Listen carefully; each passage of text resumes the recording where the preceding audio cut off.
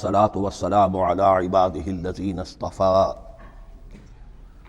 خصوصا على افضلهم وخاتم النبيين محمد الامين وعلى آله وصحبه اجمعين.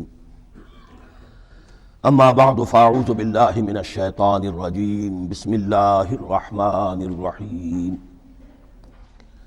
الحمد لله رب العالمين الرحمن الرحيم مالك يوم الدين إياك نعبد وإياك نستعين اهدنا الصراط المستقيم صراط الذين أنعمت عليهم غير المغضوب عليهم ولا الضالين آمين.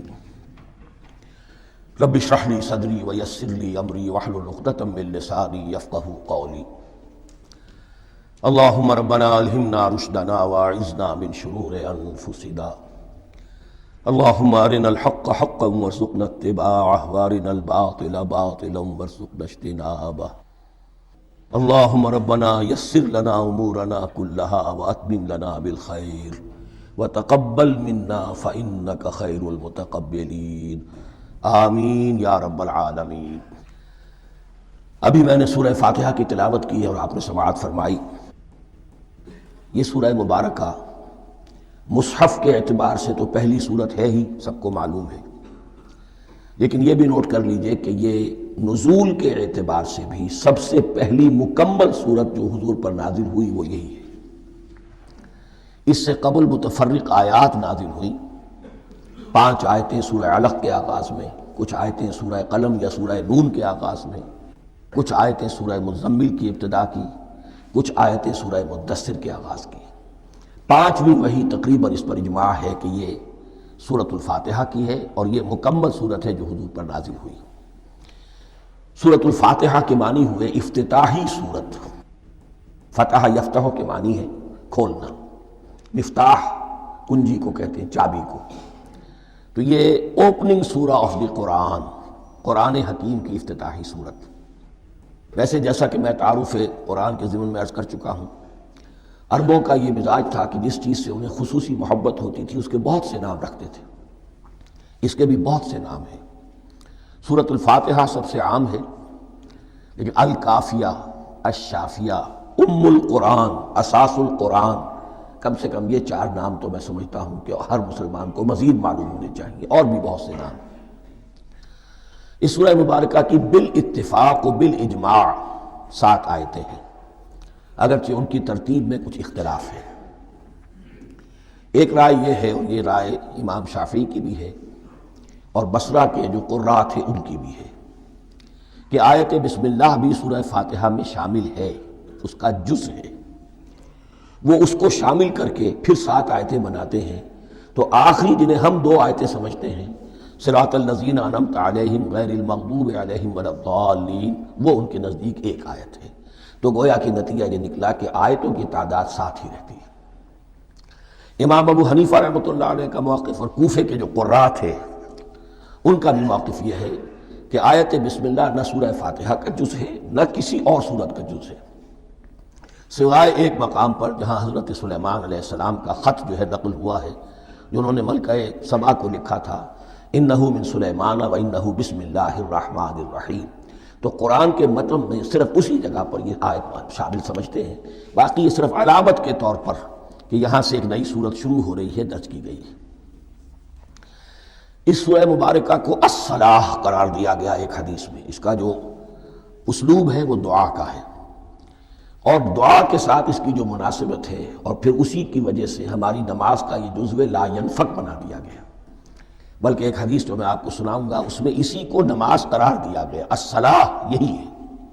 ویسے وہ حدیث مبارک موجود ہے، من لم یقرأ بفاتحۃ الکتاب لا صلاۃ لمن لم یقرأ بفاتحۃ الکتاب. جو شخص سورہ فاتحہ کی تلاوت نہیں کرتا اس کی کوئی نماز نہیں. اس کے حوالے سے بھی ہمارے ہاں 2 مسلک ہیں، ذکر صرف اس لیے کر رہا ہوں کہ آپ کے علم میں ہو، ان میں کوئی بنیادی فرق نہیں ہے. کسی بھی ایک رائے کا انسان قائل اور حامل ہو سکتا ہے بغیر اس کے کہ دوسرے کو بالکل غلط قرار دے، بلکہ یہ کہ اس کے لیے بھی گنجائش اپنے ذہن میں اور اپنے دل میں رکھے. اور دوسری آیت یہ ہے کہ اس کا حصہ نہیں ہے. اسی اعتبار سے یہ کہ یہ سورہ مبارکہ نماز میں پڑھی جانی ضروری ہے. لا صلاۃ لمن لم یقرأ بفاتحۃ الکتاب. البتہ یہ اختلاف ہے، یہ بات جو میں ذکر کر رہا تھا جو ذہن سے نکل گئی، کہ آیا مقتدی جو ہے امام کے پیچھے کھڑا ہو کر جب نماز پڑھ رہا ہو تو کیا اس صورت میں بھی اس کے لیے لازم ہے کہ سورہ فاتحہ پڑھے؟ اس میں دو رائے ہو گئی، بلکہ تین.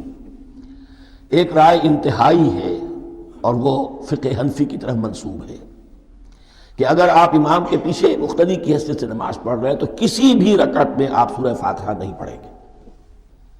ایک دوسری بالکل برعکس رائے ہے، وہ امام شافعی رحمۃ اللہ علیہ کی ہے کہ ہر حالت میں چاہے امام جہری رکعت پڑھا رہا ہو جس میں وہ بلند آواز سے سورہ فاتحہ پڑھ رہا ہو، اور چاہے وہ سری رکعت ہو، ہر حالت میں مقتدی کو بھی پڑھنی ہے.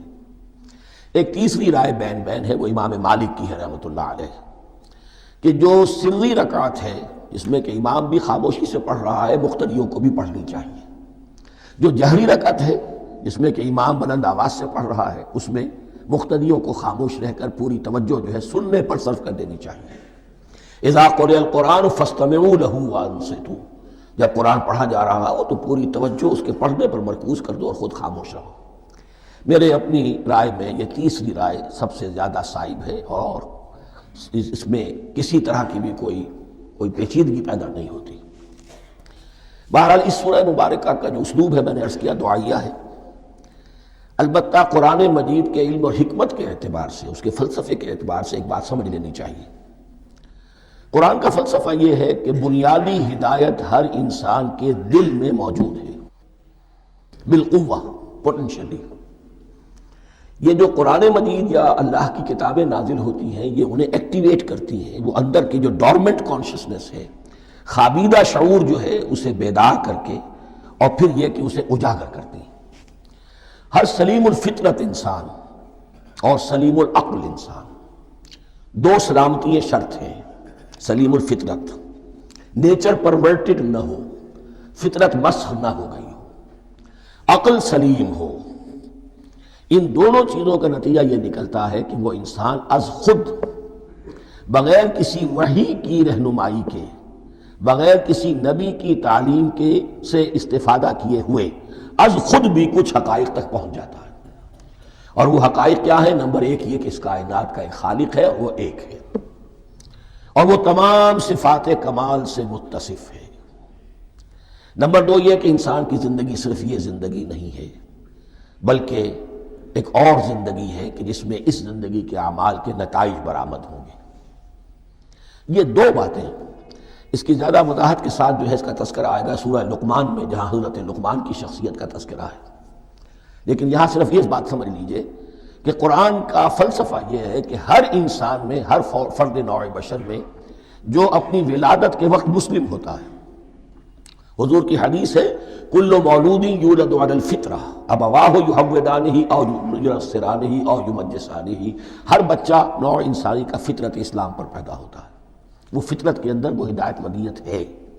اب اگر وہ فطرت بس نہیں ہوئی اور عقل جو ہے وہ صحیح رخ پر کام کر رہی ہے تو ان دو حقائق تک وہ انسان خود پہنچ جائے گا. لیکن ان دونوں حقائق تک پہنچنے کے بعد اب وہ دست بستہ دعا کرے گا کہ اے رب اب مزید ہدایت تو مجھے عطا فرما. ایک تو یہ کہ میں کیا کروں کیا نہ کروں، میری عقل اس میں ٹھوکر کھا سکتی ہے. میں کسی اچھی چیز کو بری سمجھ سکتا ہوں، کسی بری کو اچھی سمجھ سکتا ہوں. تو مجھے صحیح راستہ، صحیح راہ ہدایت پر چلا. یہ دعا ہے جو انسان کرتا ہے جبکہ وہ ایمان باللہ اور ایمان بالآخرہ تک خود پہنچ چکا ہوتا ہے اور یہ سمجھتا ہے کہ صحیح زندگی کا رخ یہی ہے کہ جس رب کو میں نے پہچانا ہے کہ وہ اس کائنات کا خالق ہے اور مالک ہے اور رب ہے، میں اس کی بندگی کروں، اس کی اطاعت کروں، اس کا حکم مانوں، اس کے راستے پر چلوں. لیکن وہ راستہ کون سا ہے؟ اس کے لیے پھر دست بدعا ہوتا ہے کہ پروردگار تو میری رہنمائی فرما. یہ مقام ہے کہ جہاں آپ سمجھ لیجئے اپنے آپ کو بھی آج اس جگہ پر تصور کرتے ہوئے پھر اس سورہ مبارکہ کو پڑھیے کہ آپ اس مقام پر اللہ کے فضل و کرم سے پہنچ چکے ہیں کہ اللہ کو آپ نے پہچان لیا اور اس کی توحید کو جان لیا، اس کی جملہ صفات کمال سے آپ واقف ہو گئے. آپ یہ بھی وہ جان گئے کہ بڑھ کر اس کے حضور میں حاضر ہونا ہے اور وہ حساب کتاب لے گا. پھر آپ نے یہ عہد بھی کر لیا کہ اب زندگی گزارنی ہے اس رب کی بندگی میں، اسی کی فرما برداری میں. اب یہاں کھڑے ہو کر آپ پوچھتے ہیں کہ اللہ مجھے وہ تفصیلی ہدایت عطا فرما، ایسا نہ ہو کہ کبھی میں کسی راستے پر چلتا ہوا کسی پگڈنڈی پر مڑ جاؤں اور وہ تھوڑی سی جو ڈیوییشن ہو میرے راستے کی وہ میری عاقبت کو برباد کر دے۔ یک لحظہ غافل گشتبو صد سالہ راہم دور شد، اس لیے کہ ہوتا یہی ہے صیدھے راستے سے ذرا سی کوئی پگڈنڈی جو ہے تھوڑے سے اینگل پر نکلی ہے، لیکن جب چلتے جائیں گے آپ تو جتنے آگے بڑھیں گے اس پر اس راہ صراط مستقیم سے آپ اتنے ہی زیادہ دور ہوتے چلے جائیں گے۔ یہ ہے قرآن مجید کی حکمت اور فلسفے کے اعتبار سے اس سورہ مبارکہ کا مقام۔ اب آئیے ہم بسم اللہ کرتے ہیں۔ بسم اللہ الرحمن الرحیم، شروع کرتا ہوں میں اللہ کے نام سے جو رحمان اور رحیم ہے۔ اس پر کچھ گفتگو ہو چکی ہے تعارف قرآن کے ضمن میں کہ رحمان اور رحیم دو نام ہیں کہ جو رحمت کے مادے سے نکلتے ہیں۔ رحمان میں اللہ تعالیٰ کی رحمت کا جوش، ہیجانی کیفیت، طوفانی کیفیت، اور رحیم میں اللہ تعالیٰ کی رحمت کا دوام اور تسلسل۔ یہ دونوں کیفیات اللہ کی رحمت میں بیک وقت موجود ہیں، جس کا ہم تصور نہیں کر سکتے۔ ہم سمندر کو دیکھتے ہیں متلاطم سمندر ہے، اس میں ہیجان ہے، طوفان ہے۔ دریا کو دیکھتے ہیں کہ وہ سکون کے ساتھ چل رہا ہے، خاموشی سے چل رہا ہے، بہہ رہا ہے، بس تسلسل کے ساتھ بہہ رہا ہے۔ ہم ان دونوں کیفیات کو علیحدہ علیحدہ دیکھتے ہیں تو ہمارا ذہن ان دونوں کو بیک وقت اس کا تصور نہیں کر سکتا، تخیل ممکن نہیں۔ لیکن اللہ کی رحمت کی یہ دونوں شانیں مستقلاً ہر وقت موجود ہیں بیک وقت، اسی لیے ان دونوں کے درمیان کہیں حرف عطف نہیں آئے گا۔ بسم اللہ الرحمن الرحیم، الحمدللہ رب العالمین۔ کل حمد، اور حمد کو ذہن میں رکھ لیجئے، حمد مساوی ہے تعریف جمع شکر۔ عام طور پر ترجموں میں ایک لفظ لایا جاتا ہے، کل تعریف اللہ کے لیے، یہ کافی نہیں ہے۔ تعریف آپ کسی شے کی کر سکتے ہیں جس میں کوئی حسن ہے، خوبی ہے، کسی بھی اعتبار سے، خواہ آپ کو اس کے حسن و خوبی سے کوئی فائدہ حاصل نہیں ہو رہا۔ ایک پھول ہے، بہت خوبصورت ہے، بس ٹھیک ہے، خوبصورت ہے، آپ نے کہا، تعریف کر دی۔ شکر کرتے ہیں آپ اس شے کا جس سے آپ کو کوئی فائدہ پہنچا ہو، استفادہ ہوا ہو، آپ کی کوئی ضرورت پوری ہوئی ہو، آپ کی کوئی مشکل رفع ہوئی ہو۔ اور آپ دیکھیں گے کہ حمد میں یہ شکر کا پہلو غالب ہے۔ جتنی بھی دعائیں ہیں حضور سے منقول، شکر کے مقام پر وہاں حمد آتا ہے۔ بھوک لگی ہوئی تھی، کھانا کھایا، الحمدللہ الذی اطعمنی وسقانی۔ اب یہاں دیکھیے ترجمہ تعریف نہیں، شکر ہے اس اللہ کا جس نے مجھے کھلایا اور پلایا۔ آپ بیت الخلاء سے باہر آئے، نجاستیں آپ سے دور ہو گئیں، طبیعت میں انشراح ہوا، الحمدللہ الذی اذھب عنی الاذی وعافانی۔ وہ شکر ہے اس اللہ کا جس نے اذیت بخش چیزیں مجھ سے دور کر دیں اور مجھے عافیت بخشی۔ تو یہ الحمدللہ رب العالمین، اللہ تعالیٰ کا حسن و کمال اور حسن و جمال اپنی جگہ بھی اس انتہا کا ہے کہ جتنی تعریف اس کا حق ہے ہم کر ہی نہیں سکتے، لیکن اس کے احسانات اور انعامات ہم پر اتنے ہیں کہ ہم ان کو بھی گن نہیں سکتے۔ لہذا ایک ہی احصاء ہم نے کر دیا الف لام کے ساتھ، الحمدللہ رب العالمین۔ تمام تعریفیں اور کل شکر اللہ کے لیے ہیں کہ جو تمام جہانوں کا پروردگار ہے، رب ہے، مالک ہے۔ رب میں ایک مفہوم ہوتا ہے ربوبیت کا، اور اس میں مفہوم شامل ہوتا ہے تربیت کا، ربیانی صغیرہ۔ تو مالک ہونا اور تربیت دینا، آپ جس شے کے مالک ہوں گے آپ چاہیں گے اس میں بڑھوتری ہو، اس میں اضافہ ہو، نشو و نما پائے۔ تو یہ دونوں چیزیں آپس میں ایک دوسرے کا جڑی ہوئی ہیں، پروردگار بھی اور مالک بھی۔ عام طور پر عربی میں رب کا لفظ مالک کے لیے آتا ہے، رب البیت، رب الدار، رب المال۔ تو مالک وہاں پر ظاہر بات ہے کہ اس سے مراد کیا ہے، مال والا، گھر کا مالک۔ تو کل شکر اور کل تعریف اس اللہ کے لیے ہے جو تمام جہانوں کا مالک بھی ہے اور پروردگار بھی ہے۔ الرحمن الرحیم، رحمان ہے اور رحیم ہے۔ اب دوبارہ اس کی میں وضاحت نہیں کروں گا۔ مالک یوم الدین، یوم دین کا مختار مطلق ہے۔ دین عربی زبان میں کہتے ہیں بدلے کو، دناہم کما دانو کما تدینو تو دانو، یہ کہاوت ہے۔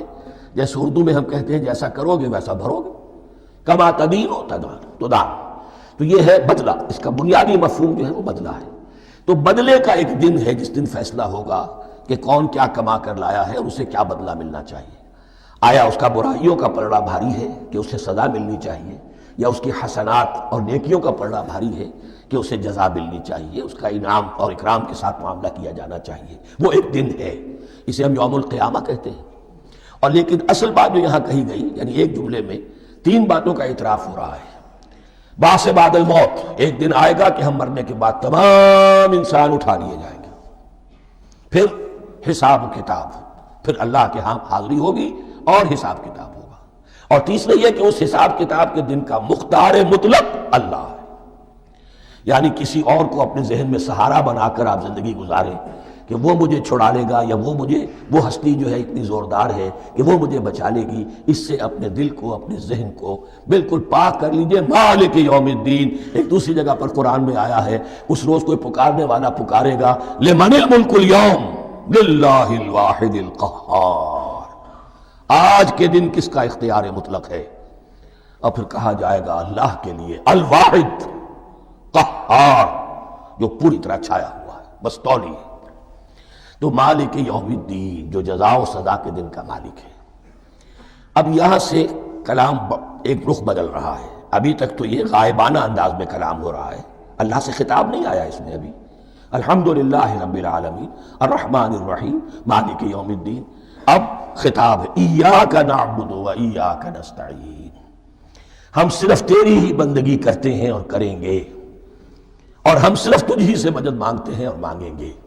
یہ ترجمہ میں کیوں کر رہا ہوں کہ یہ فعل مضارع ہے، عربی زبان میں فعل مضارع حال اور مستقبل دونوں کو کور کرتا ہے۔ ایاک کا جو ہے مفعول فاعلی جو ہے، مفعول جو ہے اس میں ضمیر مفعولی اسے پہلے لا کر حشر کا مضمون پیدا ہو گیا۔ ہم تیری بندگی کرتے ہیں نہیں، ہم تیری ہی بندگی کرتے ہیں اور کریں گے۔ حال میں ترجمہ کیجئے تو یہ اظہار حال ہے، اور مستقبل میں ترجمہ کیجئے تو یہ ایک عہد ہے، قول و قرار ہے، بہت بڑا معاہدہ ہے۔ وَإِيَّاكَ نَسْتَعِينُ، اور صرف تجھ ہی سے مدد مانگتے ہیں اور مانگیں گے۔ اس میں بھی حال کا ترجمہ اظہار حال، اللہ کرے کہ واقعی ہمارا حال وہی ہو، جب ہم یہ الفاظ کہتے ہیں تو واقعتاً ہم اس پر پورے اتر رہے ہوں کہ اسی کی بندگی کر رہے ہوں اور اسی سے ساری استعانت اور استمداد کر رہے ہیں۔ جہاں تک مستقبل کا تعلق ہے وہ پھر ایک عہد ہے، اہدنا الصراط المستقیم، یہ مقام وہ آ گیا کہ یہاں تک تو اے پروردگار ہم پہنچ گئے، تیرے فضل سے، تیرے کرم سے، فطرت سلیمہ بھی تیری عطا کردہ تھی، عقل سلیم بھی تیری ودیت کردہ تھی، ان دونوں کی روشنی سے ہم یہاں تک تو پہنچ گئے۔ اب ہماری جو ضرورت ہے، احتیاج ہے، وہ کیا ہے؟ اہدنا الصراط المستقیم، ہدایت بخش ہمیں سیدھے راستے کی۔ یہاں دو باتیں سمجھ لیجئے، انفرادی سطح پر انسان کے لیے نہ معلوم کتنے مرحلے آتے ہیں ہر روز کہ جس میں وہ ایک چھٹک کر کھڑا ہو جاتا ہے، یہ کروں یا یہ کروں، دو آلٹرنیٹو سامنے آ رہے ہیں، فیصلہ کرنا مشکل ہو رہا ہے، قدم قدم پر ہدایت کی ضرورت ہے۔ اور اجتماعی طور پر نوع انسانی تین بڑے بڑے تمدنی مسائل میں واقعہ یہ ہے کہ تسلیم کر لیا جانا چاہیے کہ عقل انسانی اس کو راستہ نہیں دکھا سکتی۔ عام معاشرتی سطح پر مرد اور عورت کے درمیان حقوق اور اختیارات کا کیا توازن ہو، ناممکن ہے، انسان طے نہیں کر سکتا۔ انسان یا مرد ہے یا عورت ہے، عورت سوچے گی اپنے اپنے جذبات کا، اپنے خیالات کا لحاظ رکھے گی، مرد کے جذبات و احساسات کا اس کا کوئی تصور ہی ممکن نہیں۔ مرد سوچے گا اسے اپنے احساسات معلوم ہے، لیکن یہ کہ عورت کے احساسات سے وہ نابلد ہے، ان کو محسوس کر ہی نہیں سکتا، لا محالہ وہ اپنے بارے میں وہ جو بھی نظام بنائے گا اس میں وہ اپنی بالادستی رکھے گا۔ وہ تو ایک ہی ہستی ہو سکتی ہے کہ جو دونوں کی خالق ہے، مرد کی بھی عورت کی بھی، اور اس کو دونوں سے محبت ہے، دونوں کا خیر خواہ ہے، دونوں کا رب ہے، دونوں کو پروان چڑھانا چاہتا ہے۔ اسی طرح فرد اور معاشرہ یا ریاست، حکومت اور ریاست ہمیشہ یہ چاہتی ہے کہ سارے اختیارات ہمارے ہاتھ میں آ جائیں، ٹوٹلیٹیرین سوسائٹی ہو، بس ہم حکم دیں اور لوگ اس پر چلیں۔ افراد یہ چاہتے نہیں، ہمیں آزادی ہونی چاہیے۔ اب آپ دیکھیے کہ دنیا میں کتنے جھگڑے چلتے ہیں اسی پر، فریڈم فریڈم فریڈم۔ وہ فریڈم واقعتاً اپنی جگہ پر ایک شے ہے، افراد کی آزادی ہونی چاہیے، لیکن افراد کی آزادی اتنی نہ ہو جائے کہ وہ مادر پدر آزاد ہو جائے، کوئی قانون، کوئی قاعدہ، کوئی اخلاقی، کوئی حدود اور قیود جو ہے ان کا پابند نہ رہے۔ تو اب کہاں ہے وہ نقطہ اعتدال کہ جس میں انسان کی انفرادی آزادی، انفرادی اختیار اور ادھر اجتماعی مصلحتیں جو ہیں ان کو بیلنس کیا جا سکے؟ انسان طے نہیں کر سکتا، صرف اللہ ہی اس کے لیے نظام دے سکتا ہے۔ تیسرا مسئلہ ہے سرمایہ اور محنت، اس میں کیا توازن ہو؟ سرمایہ اور محنت دونوں مل کر کچھ بنا رہے ہیں، کچھ پروڈیوس کر رہے ہیں، اب اس میں نفع جو ہوا ہے اس میں سرمایہ کا کتنا حصہ ہونا چاہیے اور لیبر کا کتنا ہونا چاہیے، کون طے کر سکتا ہے؟ اس کے لیے بھی کہ ایسا نہ ہو کہ سرمایہ داری جو ہے آکاش بیل بن کر پورے معاشرے پر چھا جائے، اور غریب بیچارہ، مزدور بیچارہ، کاشتکار بیچارہ، وہ گویا کہ چکی کے دو پارٹوں میں پس کر رہ جائے، اس کی کوئی حیثیت نہ رہ جائے۔ لیکن یہ کہ دوسری طرف اگر یہ کہ مزدور کا جو حق ہے اس سے زیادہ اس کو دے دیا جائے تو سرمایہ جو ہے وہ سکڑ جائے گا، شائی ہو جائے گا، وہ پھر میدان میں نہیں آئے گا۔ کیا کیا جائے؟ کون سا نقطہ عدل و اعتدال ہے؟ یہ تین مسائل ایسے ہیں، اہدنا الصراط المستقیم۔ تو یوں سمجھیے کہ ایک جو بنیادی ہدایت تھی، ایک اللہ کو پہچان لینا، یہ جان لینا کہ کل حسن و جمال اور تمام انعام و اکرام کا منبع اس کی ذات ہے، وہ رحمان ہے اور رحیم ہے، اور یہ جان لینا کہ مرنے کے بعد جی اٹھنا ہے، حساب کتاب ہے، فیصلہ ہوگا جزا و سزا کا، اور مختار مطلق اس دن کا اللہ ہے۔ پھر یہ عہد کر لینا ایاک نعبد و ایاک نستعین۔ اس کے بعد دعا، پروردگار ہمیں ہدایت پر قائم رکھ، ہماری ہدایت میں اضافہ فرما۔ اس ہدایت کے لفظ کو سمجھ لیجئے، بنیادی ہدایت، تفصیلی ہدایت، قدم قدم پر ہدایت، ہدایت پر ہدایت۔ والذین اہتدوا زادہم ہدی، جو لوگ ہدایت کے راستے پر آتے ہیں اللہ ان کی ہدایت میں اضافہ کرتا ہے۔ تو یہ قدم قدم پر ہمیں ہدایت کی ضرورت ہے اور مرحلہ وار ضرورت ہے۔ ہدایت اس کو بھی کہتے ہیں کہ کسی نے آپ سے کوئی پتہ پوچھا، آپ نے کہا ادھر جانا، پھر دوسری گلی میں مڑنا، پھر جانا دو تین لائٹیں چلے جانا، پھر مڑنا، وغیرہ وغیرہ، یہ بھی ہدایت ہے، نظری طور پر آپ نے بتایا ہے۔ ایک ہدایت یہ ہوئی کہ بھائی میں چلتا ہوں آپ کے ساتھ، میں آپ کو وہاں پہ پہنچا دوں گا تاکہ آپ کو دقت نہ ہو، آپ نے منزل تک پہنچا دیا۔ ان دونوں کے درمیان، یہ تو میں نے ایک فرد کی مثال دی ہے، اللہ اور بندے کے درمیان نہ معلوم کتنے مراحل ہیں ہدایت کے۔ تو کسی وقت بھی انسان اپنے آپ کو ہدایت خداوندی سے مستغنا نہیں سمجھ سکتا، اور نہیں تو پروردگار جو ہدایت دی ہے اس کو ہدایت پر قائم رکھ۔ کیا پتہ شیطان کا کوئی حملہ، کیا پتہ ہمارے نفس کی کوئی شرارت کسی ایسے رخ پر ہمیں ڈال دے کہ اب تک کی ساری کمائی بھی ضائع ہو جائے۔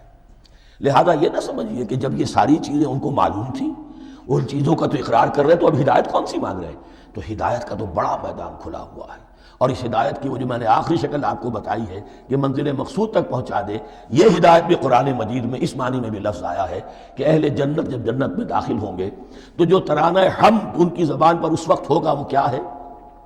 الحمدللہ الذی ہدانا لہذا وما کنا لنہتدی لولا ان ہدانا اللہ۔ کل شکر اس اللہ کا جس نے ہمیں یہاں تک پہنچا دیا، ہدایت دی یہاں تک پہنچا دیا، اور ہم ہرگز نہ پہنچ پاتے، ہم ہرگز ہدایت یافتہ نہ ہو سکتے اگر اللہ ہی ہمیں ہدایت نہ دیتا۔ اہدنا الصراط المستقیم، سیدھا راستہ، صراط الذین انعمت علیہم۔ اب اس کی مزید وضاحت ہے، راستہ اس کا ان لوگوں کا جن پر تیرا انعام ہوا۔ یہ کون لوگ ہیں؟ اس کی وضاحت آپ کو ملے گی سورہ نساء میں، من یطع اللہ والرسول فاولئک مع الذین انعم اللہ علیہم من النبیین والصدیقین والشہداء والصالحین۔ چار طبقات ہیں منعم علیہم، جن پر اللہ کا انعام ہوا ہے۔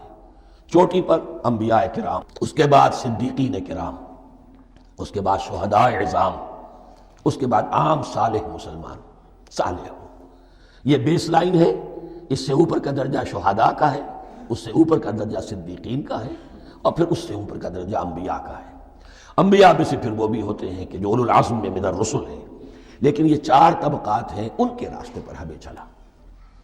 غیر المغضوب علیہم ولا الضالین، جو مغضوب علیہم نہیں ہوئے، جن پر تیرا غضب نہیں ہوا، اور غضب ہوتا ہے ان پر کہ جو ہدایت کے واضح ہونے کے بعد ہدایت کو ترک کر دیں، وہ ہے مغضوب علیہم۔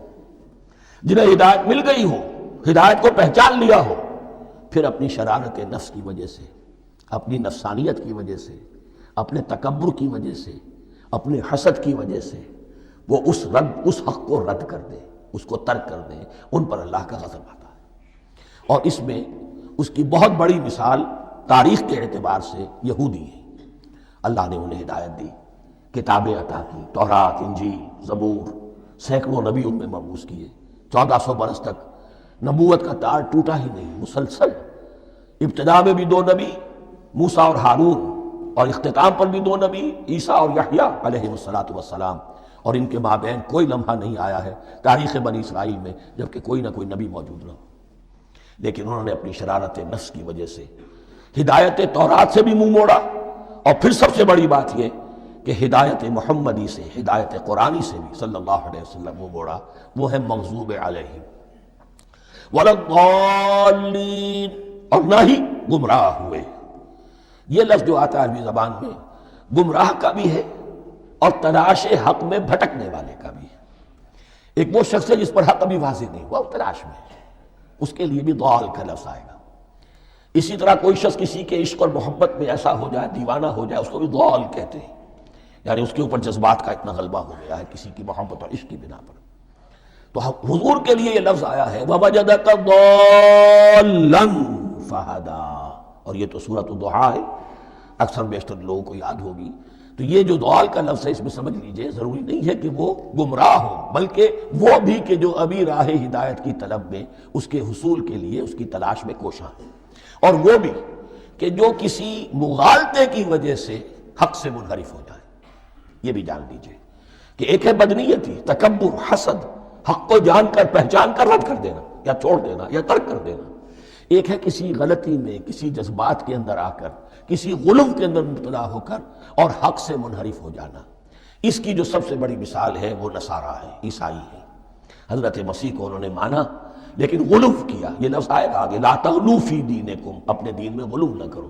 جیسے ہمارے ہاں بھی بعض لوگ ہیں جو حضور صلی اللہ علیہ وسلم کی تعریف میں، حضور صلی اللہ علیہ وسلم کے ساتھ اپنی محبت کے اظہار میں غلو کر جاتے ہیں۔ یہ انتہا درجے کو ہو گیا تھا حضرت مسیح علیہ السلام کے ماننے والوں میں، اور اس کی بنا پر انہوں نے تثلیث کا عقیدہ ایجاد کر لیا اور حضرت مسیح علیہ السلام کو اللہ کا بیٹا بنا دیا۔ تو اس کی سب سے بڑی مثال ضالین کی اس اعتبار سے کہ ہدایت پانے کے بعد کسی بدنیتی سے نہیں بلکہ کسی اچھے جذبے میں غلو کی وجہ سے، رسول سے محبت کرنا تو اچھا جذبہ ہے لیکن یہ محبت بھی ایک حد میں رہنی چاہیے، غلو کرے گی تو ظاہر بات ہے کہ اس کے بعد وہ گمراہی کی طرف لے جائے گی۔ تو یہ ہے اس سورہ مبارکہ کا ترجمہ، اور اس کے بعد آخر میں آمین کہنا یہ مضمون بھی ہے، کہنا چاہیے۔ البتہ اختلاف یہاں بھی صرف اتنا ہے کہ نماز میں جب آپ امام کے ساتھ ہیں، وہ اگر جہری قرات کر رہا ہے تو آیا اس کے بعد آپ کو بھی بالجہر کہنا ہے آمین یا نہیں کہنا، یہ اختلاف ہے، ان میں کوئی فرق واقع نہیں ہوتا۔ یہ چیز متفق علیہ کہ کہنا ہے آمین، بلکہ یہ آمین تو یہودیوں میں ہے، یہ آمین جو ہے یہ عیسائیوں میں بھی ہے، ان کی بھی جو لارڈس پریئر ہے اس کے بعد آمین، وہ آمین کہتے ہیں، وہ فرق لفظ ایک ہی ہے، اس لیے کہ عبرانی زبان اور عربی زبان، یا تو ہم یہ کہہ سکتے ہیں کہ دونوں بہنیں ہیں، کوئی ایک مشترک زبان تھی ان کی ماں جس کی یہ دو بیٹیاں ہیں، اور یا یہ کہنا پڑے گا کہ عربی زبان کی ماں جو ہے وہ عبرانی زبان ہے۔ بہرحال بڑا قریبی رشتہ عربی کا اور عبرانی کا ہے، اس اعتبار سے وہ آمین۔ اب آپ کو معلوم ہے ہم السلام علیکم وہ کہتے ہیں، وہ سلام کہتے ہیں، فرق کیا ہے؟ وہ تو تلفظ کا فرق ہے۔ اسی طریقے سے اور بہت سے الفاظ ہیں، میں بعد میں بتا۔ اب میں اس سورہ مبارکہ کے بارے میں خاص حدیث آپ کو سنانا چاہتا ہوں، اور اسی سے در حقیقت جو امام ابو حنیفہ کا موقف ہے رحمۃ اللہ علیہ، اس کی حقانیت مزید مبرہن ہو جائے گی۔ یعنی کیا کہ آیت بسم اللہ سورہ فاتحہ کا جز نہیں ہے، سورہ فاتحہ الحمدللہ رب العالمین سے شروع ہوتی ہے۔ وہ میں آپ کو بتانا بھول گیا کہ جن کے نزدیک یہ سورت کا جز ہے وہ پھر جہری قرات میں بسم اللہ الرحمن بھی بلند آواز سے کہیں گے، اور جن کے نزدیک یہ سورہ فاتحہ کا جز نہیں ہے وہ نہیں کہیں گے، وہ الحمدللہ رب العالمین سے قرات کریں گے۔ تو کوئی فرق نہیں ہے بنیادی۔ یہ حدیث جو ہے یہ مسلم شریف میں ہے اور حدیث قدسی ہے، اس کے راوی حضرت ابو ہریرہ ہے رضی اللہ تعالیٰ عنہ، اور اس حدیث نے اس سورت کے مضامین کا نہایت عمدہ تجزیہ کر دیا ہے۔ حدیث کے الفاظ سن لیجئے، قسمت الصلاۃ بینی و بین عبدی نصفین، اللہ تعالیٰ فرما رہے ہیں، حدیث قدسی ہے، میں نے نماز کو، صلاۃ کو اپنے اور اپنے بندے کے درمیان آدھا آدھا تقسیم کر لیا، فنصفها لی ونصفها لعبدی، اس کا نصف جو ہے وہ میرے لیے ہے اور نصف جو ہے وہ میرے بندے کے لیے ہے، وَلِعَبْدِي مَا سَأَلَ، اور جو میرے بندے نے مانگا میں اسے دوں گا، میرا وعدہ ہے یا میں نے اسے دیا۔ اس کے بعد اس کی تفصیل آتی ہے، اذا قال العبد، جب بندہ کہتا ہے الحمدللہ رب العالمین، قال اللہ حمدنی عبدی، جب بندہ کہتا ہے الحمدللہ رب العالمین، اللہ فرماتا ہے میرے بندے نے میری حمد کی۔ وَإِذَا قَالَ الرَّحْمَنِ الرَّحِيمِ قَالَ اللَّهُ اثْنَى عَلَيَّ عَبْدِي، جب بندہ کہتا ہے الرحمن الرحیم، اللہ فرماتا ہے میرے بندے نے میری ثنا کی۔ وَإِذَا قَالَ مَالِكِ يَوْمِ الدِّينِ قال اللہ تعالی مجدنی عبدی، میرے بندے نے میری تمجید بیان کی، میری بزرگی بیان کی۔ اب یہ 3 آیتیں ہو گئیں، تینوں میں اللہ کی حمد ہے، ثنا ہے، تمجید ہے۔ یہ 3 آیتیں خالص اللہ کے لیے ہو گئی۔ اب چوتھی آیت آئی، ایاک نعبد و ایاک نستعین۔ اس کے بارے میں جب بندہ کہتا ہے اذا قال العبد ایاک نعبد و ایاک نستعین، قال اللہ تعالی ھذا ما بینی و بین عبدی ولعبدی ما سأل، یہ میرے اور میرے بندے کے درمیان ہے۔ یہ تو یوں سمجھئے کہ یہ گرہ لگ گئی ہے میرے اور میرے بندے کے مابین۔ اس نے مجھ سے قول و قرار کیا ہے، اس نے میری بندگی کا اعتراف کیا ہے، اس نے تسلیم کیا ہے کہ میری ہی بندگی کرتا ہے اور کرے گا، اور مجھ سے مدد چاہیے۔ ھذا ما بینی و بین عبدی، یہ معاہدہ ہے۔ معاہدہ 2 فریقوں کے مابین ہوتا، یہ میرے اور میرے بندے کے مابین ہے۔ وَلِعَبْدِي مَا سَأَلَ، اور میں نے اپنے بندے کو دیا جو اس نے مانگا۔ وہ میری مدد چاہتا ہے، میری مدد اس کے شامل حال رہے گی۔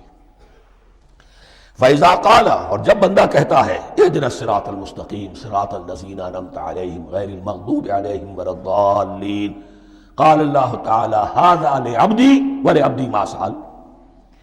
یہ 3 آیتیں یہ میرے بندے کے لیے، اهْدِنَا الصِّرَاطَ الْمُسْتَقِيمَ، اسی صراط مستقیم کی وضاحت ہے مثبت، صراط الذین انعمت علیہم، اسی صراط المستقیم کی وضاحت ہے منفی انداز میں، غیر المغضوب علیہم ولا الضالین۔ یہ سب میرے بندے کے لیے ہے، اور میں نے اپنے بندے کو دیا جو اس نے مانگا۔ اس کو میں نے ایک مرتبہ یہ ترازو کی شکل میں اس کو لکھوایا تھا۔ دیکھیے یہ ایاک نعبد و ایاک نستعین، یہ ہے وہ ترازی کی وہ ڈنڈ، واو جو ہے ایاک نعبد و ایاک نستعین، واو جو ہے گویا کہ وہ مٹھ ہے جس سے کہ ترازو کو پکڑا جاتا ہے۔ ادھر ایک پلڑا ہے جس کی 3 آیتیں ہیں، الحمدللہ رب العالمین الرحمن الرحیم مالک یوم الدین۔ اس کا نتیجہ کیا نکلا؟ ایاک نعبد۔ آپ نے شاید یہ سنا بھی ہو، ایک بہت ہی عمدہ قرات کا جو ریکارڈ ہے قاری عبدالباسط عبدالصمد کا، وہ یہیں سے چل کر سورہ فاتحہ کی قرات کر کے ایاک نعبد پر آ کر رکتا ہے۔ الحمدللہ رب العالمین الرحمن الرحیم مالک یوم الدین ایاک نعبد۔ گویا کہ یہاں یہ صورت بالکل ہاف ہو گئی ہے۔ 3 آیتوں میں اللہ کی حمد ہے، ثنا ہے، تمجید ہے، جس کا نتیجہ ہم تیری ہی بندگی کرتے ہیں، تیری ہی اطاعت کریں گے۔ لیکن اب اس کے بعد سوال ایاک نستعین، اسی کی جو استعانت کیا درکار ہے ہمیں؟ ہدایت۔ ہدایت سب سے بڑی استعانت ہے، ہدایت ہی تو سب سے بڑی مدد ہے۔ اهدنا الصراط المستقیم صراط الذین انعمت علیہم غیر المغضوب علیہم ولا الضالین۔ یہ ایاک نستعین کے حکم کے ساتھ یہ 3 آیتیں آ گئیں، اهدنا الصراط المستقیم صراط الذین انعمت علیہم غیر المغضوب علیہم ولا الضالین۔ قسمت الصلاة بینی و بین عبدی نصفین فنصفها لی ونصفها لعبدی ولعبدی ما سأل۔ اللہ تعالیٰ اس سورہ فاتحہ کا جو اصل مفہوم ہے وہ بھی ہمارے ذہنوں پر، ہمارے شعور کی سطح پر اسے اجاگر کیے رکھے، ہمیں توفیق دے کہ جب بھی پڑھیں، جب بھی سنیں تو وہ کیفیت اگر ہو جائے۔ اس لیے کہ ایک حدیث ہے کہ الصلاۃ معراج المومنین، نماز تو اہل ایمان کے حق میں معراج کے درجے میں ہے۔ اس حوالے سے ہم یہ سمجھ سکتے ہیں کہ کوئی وقت ایسا آ سکتا ہے کہ انسان کو واقعتاً، روح انسانی واقعتاً اللہ کے یہ جواب سنے۔ انہونی بات نہیں ہے، ہوتا ہے خطاب آخر، اٹھتا ہے حجاب آخر، کرتے ہیں خطاب آخر، یہ تو ہوتا ہے۔ مخاطبہ الہی، یہ تو میں نے عرض کیا کہ ثابت ہے، مخاطبہ، محادث اور تحدیث اللہ بندوں سے کلام کرتا ہے۔ اب آئیے بسم اللہ الرحمن الرحیم، اب یہ سورہ بقرہ شروع ہو رہی ہے۔ سورۃ البقرہ جو 286 آیات پر مشتمل ہے، تقریباً 2.5 پاروں پر پھیلی ہوئی ہے۔ ہر شخص جانتا ہے کہ قرآن حکیم کی حجم کے اعتبار سے سب سے بڑی سورت ہے، لیکن یہ معاملہ صرف حجم کا نہیں ہے۔ نبی اکرم صلی اللہ علیہ وسلم نے اسے سنام القرآن قرار دیا ہے۔ آپ نے فرمایا لکل شیء سنام، ہر چیز کی ایک چوٹی ہوتی ہے، جیسے اونٹ کا کوہان ہوتا ہے۔ وسنام القرآن البقرہ، سنام القرآن، قرآن کی چوٹی جو ہے وہ سورۃ البقرہ ہے۔ یہ نوٹ کر لیجئے جو میں نے کل آپ کو جو مختلف مکی اور مدنی صورتوں کے گروپوں کے بارے میں بتایا تھا کہ یہاں سے اب پہلی منزل بھی شروع ہو رہی ہے اور پہلا گروپ بھی شروع ہو رہا ہے، اور اس کے ساتھ جو اگلی صورت آئے گی وہ اس کا جوڑا ہے، سورہ آل عمران، جس کی سب سے نمایاں علامت یہ نوٹ کیجئے، یہ بھی الف لام میم سے شروع ہوئی، اگلی بھی الف لام میم سے شروع ہوگی۔ اس کے بعد دو صورتیں مدنی اور ہیں، لیکن ان دونوں میں نہ حروف مقطعات ہیں نہ کوئی اور تمہیدی کلام ہے، براہ راست خطاب سورہ نساء میں یا ایھا الناس اور سورہ مائدہ میں یا ایھا الذین آمنوا، کوئی تمہیدی بات نہیں، کوئی حروف مقطعات نہیں، براہ راست خطاب۔ وہ ایک جوڑا ہے سورہ نساء اور سورہ مائدہ، اور یہ ایک جوڑا ہے سورہ بقرہ اور سورہ آل عمران۔ سورہ بقرہ اور سورہ آل عمران کو نبی اکرم صلی اللہ علیہ وسلم نے الزہراوین بھی قرار دیا ہے۔ زہرا کہتے ہیں بڑی روشن چیز کو، یہ حضرت فاطمہ رضی اللہ تعالی عنہ کے نام کے ساتھ آتا ہے، فاطمۃ الزہراء، تو زہرا بہت روشن دمکتی ہوئی شے۔ الزہراوین، یہ دو نہایت دمکتی ہوئی صورتیں ہیں جو قیامت کے دن دو بدلیوں کی شکل میں ظاہر ہوں گی، حضور نے فرمایا، اور جو لوگ ان صورتوں سے محبت کرتے تھے ان پر سایہ کریں گی۔ اللہم ربنا اجعلنا منہم، ہمیں اللہ تعالیٰ ان میں شامل فرما دے۔ اس سورہ مبارکہ کو دو حصوں میں تقسیم سمجھیے۔ ویسے تو یہ کہ رکوع آئیں گے، پارے بھی بدلیں گے اس میں، لیکن حصے دو ہیں۔ پہلے حصے میں اصل روح سخن سابقہ امت مسلمہ سے ہے، یہود سے، بنی اسرائیل سے۔ دوسرے حصے میں اصل خطاب موجودہ امت مسلمہ سے ہے، امت محمد سے صلی اللہ علیہ وسلم۔ پہلے حصے میں 18 رکوع ہیں لیکن آیات 152 ہیں، دوسرے حصے میں 22 رکوع ہیں لیکن آیات 134 ہیں۔ گویا کہ اس سے آپ کو توازن نظر آئے گا کہ اگرچہ ادھر رکوع کی تعداد کم ہے 18 لیکن آیات کی تعداد زیادہ ہے 152، دوسرے حصے میں رکوعوں کی تعداد زیادہ ہے 22 لیکن آیات کی تعداد 134۔ اسی لیے اس کا ایک نام میں نے تجویز کیا ہے، وہ اس لیے تاکہ کچھ حقائق آپ کے ذہنوں میں ان ناموں کے حوالے سے بھی انشاءاللہ محفوظ ہو جائیں گے۔ سورۃ الامتین، دو امتوں کی صورت، اس لیے کہ تقریباً نصف اس کی ساری بحث جو ہے، مرکزی بحث، وہ سابقہ امت مسلمہ بنی اسرائیل، اور دوسرا نصف اس میں سارا خطاب وہ ہے موجودہ امت مسلمہ یعنی امت محمد صلی اللہ علیہ وسلم۔ اس کا جو پہلے 18 رکوع ہے یا پہلا حصہ ہے، اس کے اندر ڈویژن فردر ہوگی ورٹیکل، عمودی، پہلے 4 رکوع، پھر 10 رکوع، پھر 4 رکوع۔ لیکن جو 22 رکوع ہیں دوسرے حصے کے، دوسرے نصف کے، اس میں ڈویژن جو ہے جو ہاریزونٹل ہے، وہ افقی تقسیم ہے، عمودی نہیں، افقی۔ وہ میں بعد میں بیان کروں گا جب ہم وہاں پہنچ جائیں گے۔ ان کو پہلے سمجھ لیجئے کہ اس پہلے حصے کی جو تقسیم میں نے کی ہے، پہلے 4 رکوع، پھر 10 رکوع اور پھر 4 رکوع۔ پہلے 4 رکوع یوں سمجھیے کہ پورے قرآن مجید کے لیے اس کی حکمت اور فلسفے کا جو حصہ مکی قرآن میں بیان ہو چکا تھا اس کا خلاصہ ہے۔ جب یہ صورت نازل ہو رہی ہے تو یہ تو مدینہ میں حضور تشریف لا چکے ہیں، 12-13 سال جو ہے گزر چکے ہیں، اور ان 12-13 سالوں کے دوران 2/3 قرآن نازل ہو چکا ہے۔ اس میں جو بھی حکمت، فلسفہ اور بنیادی دعوت، یہ جو چیزیں مکی قرآن میں بیان ہوئیں، ان کا خلاصہ نچوڑ نکال کر یہاں 4 رکوعوں میں رکھ دیا گیا۔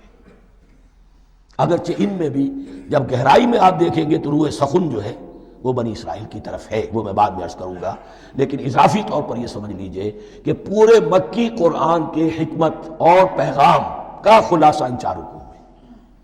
پھر 10 رکوع ہے جن میں براہ راست خطاب ہے سابقہ امت مسلمہ، یا بنی اسرائیل۔ اس کے بھی 2 حصے ہیں۔ پہلے ایک رکوع میں دعوت ہے، بڑا انداز اس کا بڑا پیارا ہے، اس میں دعوت ہے، ایمان لاؤ محمد پر صلی اللہ علیہ وسلم۔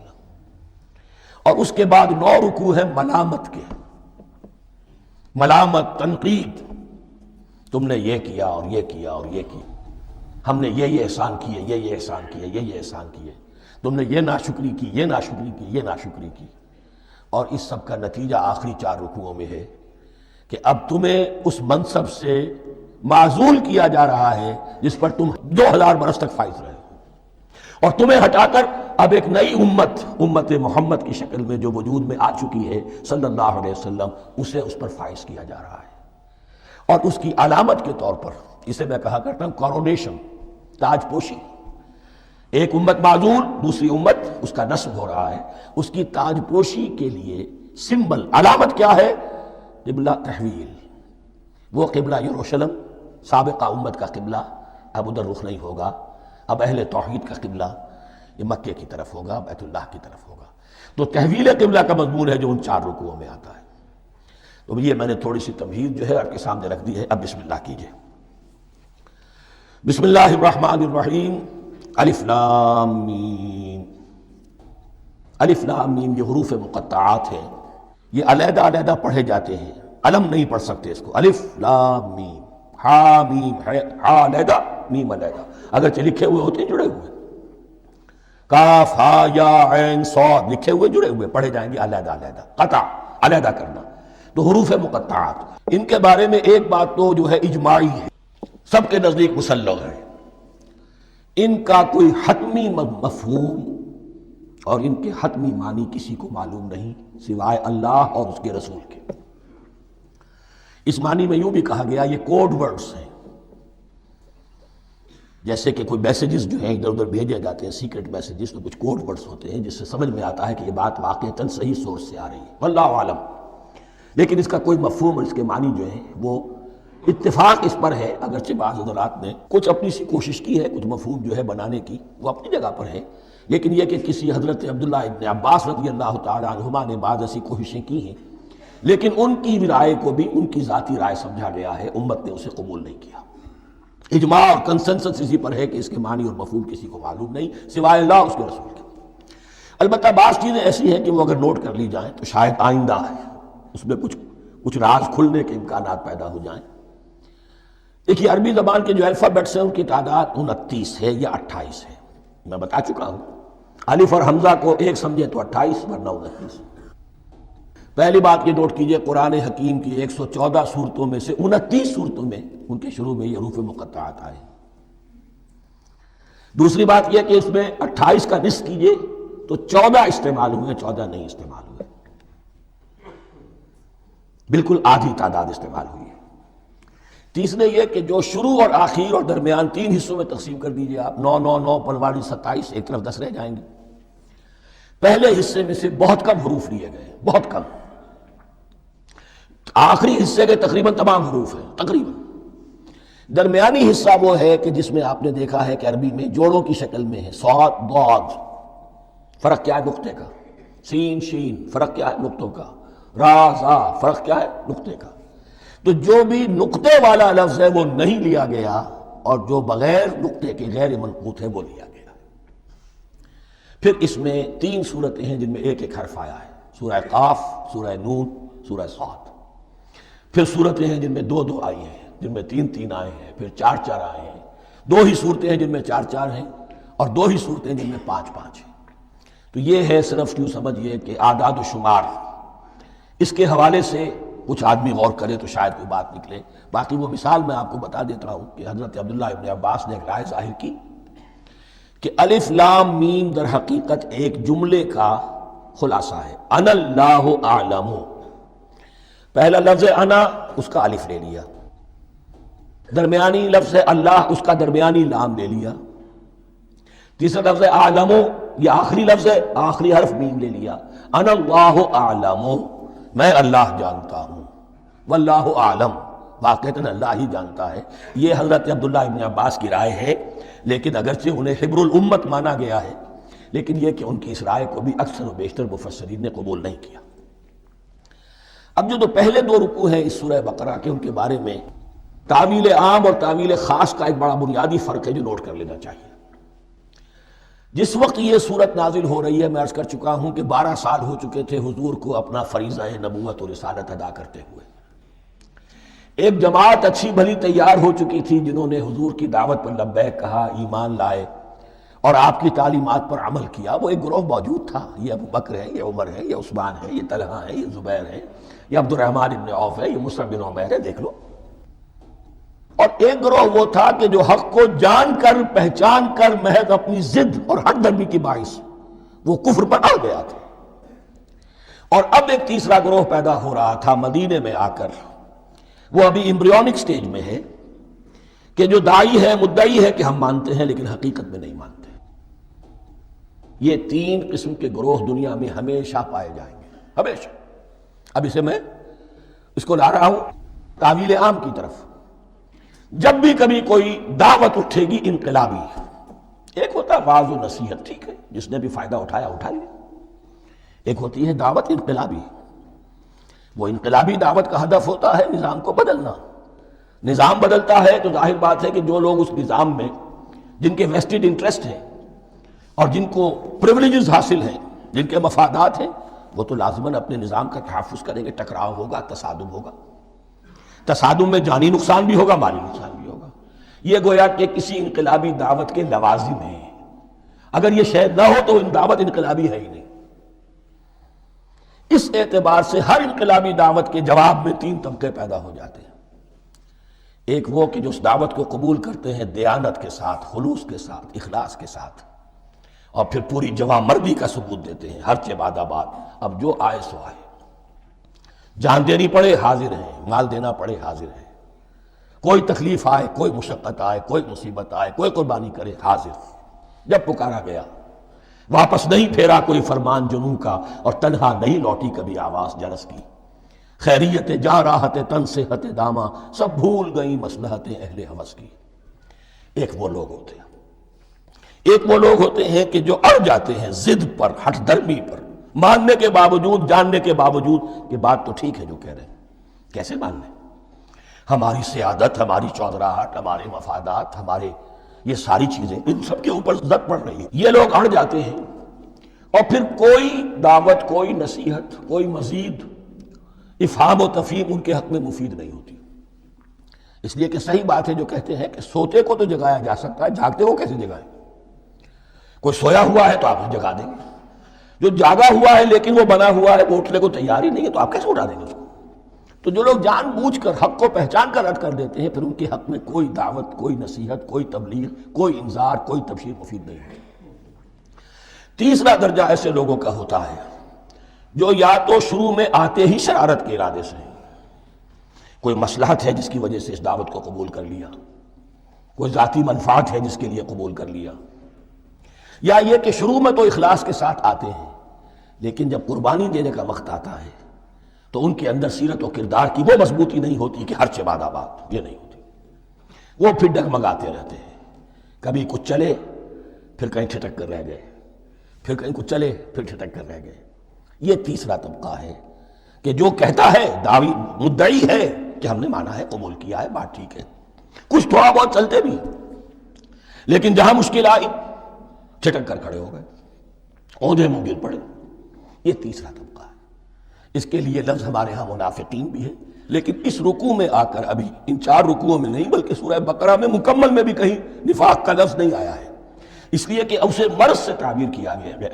یہ مرض ہے ایک، اور اس مرض کے ذریعے سے لوگوں کے اندر جو ہے وہ ایک نفاق کا بیج پڑ رہا ہے، جو ظاہر ہوگا تو منافقت پوری کی پوری کھل کر سامنے آ جائے گی. روگ ہے انسانی شخصیت کا. اس حوالے سے وہ تیسری، اور یہ چونکہ اہم ترین حصہ تھا اور یہ مرض اب شروع ہو رہا تھا، مدینے میں، مکے میں نہیں تھا، لہذا زیادہ تفصیل سے اس کے بارے میں گفتگو ہوئی. اب ان 2 رکنوں کا سلسلے وار مطالعہ انشاءاللہ اس دوسری نشست میں کریں.